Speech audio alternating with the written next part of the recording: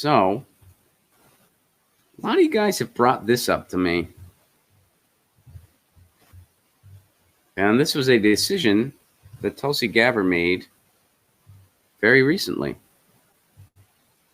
Tulsi Gabbard says she will skip the December Democratic debate. Let's go into this article because there's a line in here that was interesting to me. Representative Tulsi Gabbard stated Monday, that was yesterday as of the recording of this, that she won't be attending the December Democratic debate even if she qualifies. Candidates could also, all right, blah, blah, blah. For a number of reasons, I've decided not to attend the December 19th debate, regardless of whether or not there are qualifying polls. I instead choose to spend that precious time directly meeting with and hearing from the people of New Hampshire and South Carolina. Here's a part I love. The Hawaii representative, okay, wait, let's start here. Gabbard has been critical of the Democratic National Committee throughout her campaign and even threatened to boycott October's DNC debate before deciding to join. The Hawaii representative then, without evidence, claimed that the DNC and corporate media were trying to hijack the election. Without evidence. According to the article, without evidence. So, the Bernie blackout, where they deliberately leave Bernie off of polls. They deliberately leave him off of polls. That's meaningless. That doesn't mean anything. The DNC making up the rules as they go along, saying what polls qualify and what polls don't, to try to get as few outsider voices on there as possible so that it's the establishment versus Bernie. That's nothing. That's no evidence. That's nothing. The fact that Barack Obama has said he would try to stop a Bernie presidency,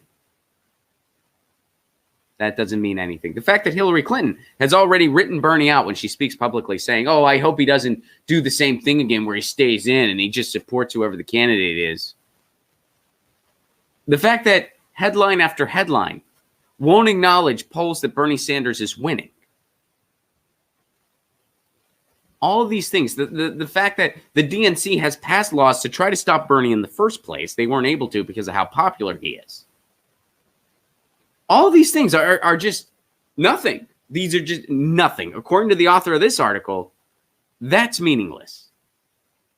I don't see how anybody who is paying any remote attention couldn't come to the conclusion that the Democratic establishment does not want Bernie as the nominee. The corporate media does not want Bernie as the nominee because they're really scared that he's going to win.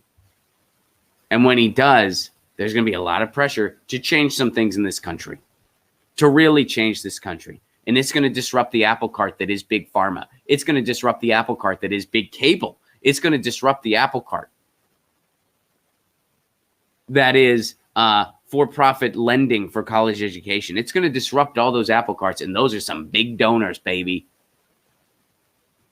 The Democrats would rather lose so that the apple cart stays the same.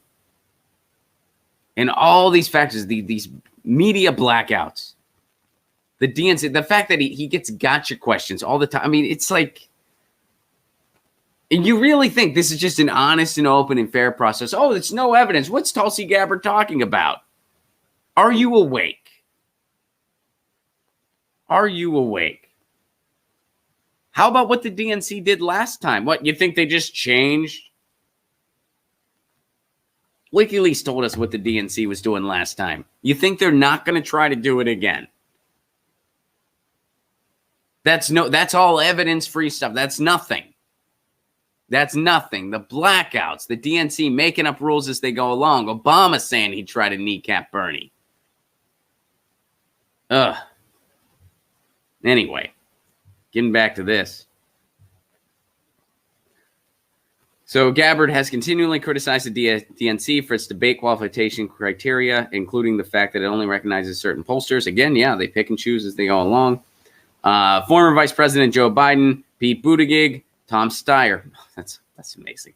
Bernie Sanders, Amy Klobuchar, and Elizabeth Warren have so far that's who qualified for the December debate that will take place on December 19th.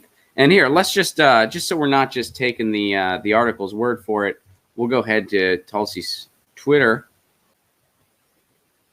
And there it is straight from her. For a number of reasons, I've decided not to attend the December 19th debate. She did put debate in quotes, which I do appreciate that. Regardless of whether or not there are qualifying polls, I instead choose to spend that precious time directly meeting and hearing from the people of New Hampshire and South Carolina. So, when I tweeted out that, we were going to talk about this, I got a lot of you aren't fans of this decision. My first reaction, I'm not a fan either. I don't know. I think at this point in time, especially, look at what she's done on the debate stage. Look at what I wouldn't say she single-handedly ended Kamala Harris's campaign, but she definitely played a pretty big role. It's definitely, her going after Kamala in those debates, that made an impact. That turned some heads. That's why she was Googled so much after. And Kamala couldn't raise her numbers. So, and there's still plenty of time to go to, New Hampshire and South Carolina. So, yeah, I'm not a big fan of this decision. I think especially before the year's out, and this is the last debate of 2019, it'd be good for her to be on that stage. But I also don't know what the strategy is here. I don't know what her end game is. I know that Graham Elwood has the theory that her and Bernie are working together, that when they met in January, they formulated a plan. She's going to be his VP pick, and this is all part of a bigger plan. I hope Graham's right.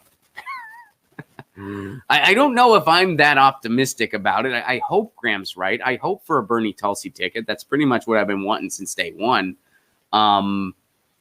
Whether or not we'll get that, we'll see. But I don't really know what her end game is with sitting out this debate. If this was already 2020, I could see, okay, well, maybe she's getting ready to kind of pivot. She's going to endorse Bernie. Bernie might pick her as the VP, or she's going to strategize whatever her next move is going to be. She has said she's not going to seek re-election in Congress. So, it's tough to say at this point in time what her long-term game is here. And I'm not trying to over-speculate. It seems possible she might be trying to get out of politics. I don't know if that's the case or not. I hope she doesn't. I can't say I'd blame her if she did, because I wouldn't blame anyone if they did. Sometimes people email me and they're just like, oh, you should try to convince Jimmy Dore to run for office, or you should run for office. And I'm like, dude, all the peaks I've had under the hood at the political process, it is very gross and ugly. And again, show business on its worst day has more integrity than our politics do. In my experience, show business on its worst day. So try to convince somebody to run for office. I wouldn't wish running for office on an enemy, let alone a friend. But, we all have our place. And the people who run for office and have noble intentions, I applaud you. But I'm an outsider. I'm meant to be an outsider. The only way I'd ever run for office, I've said this before, is if I got formally recruited. If somebody straight up recruited. Now, I know it can't be as much as like they just throw you on the ballot and there's nothing you can do, because it does require a signature. But what I'm saying is, if people rallied, if there was a big group and there were a bunch of signatures and people were like, this is it. This is it. We want you to do this. We're recruiting you. We're enlisting you to run for this. I would put the signature on, because I like that idea from the Greeks. Where they say, you know what? We're recruiting people. If you want to run, I think if you want to run for president, that should automatically disqualify you. That's what I would like in the future. I want to run for president. Okay, you can never run for president. We recruit people. If you want to run for that office, nope. Too much power thirst. You're out. Not Power Thirst, the amazing drink, but Power Thirst. Do you ever see that on the internet? It's hilarious. But anyway, you get the idea. Because I like that idea, I feel like I'd be a hypocrite if I wasn't willing to participate in it.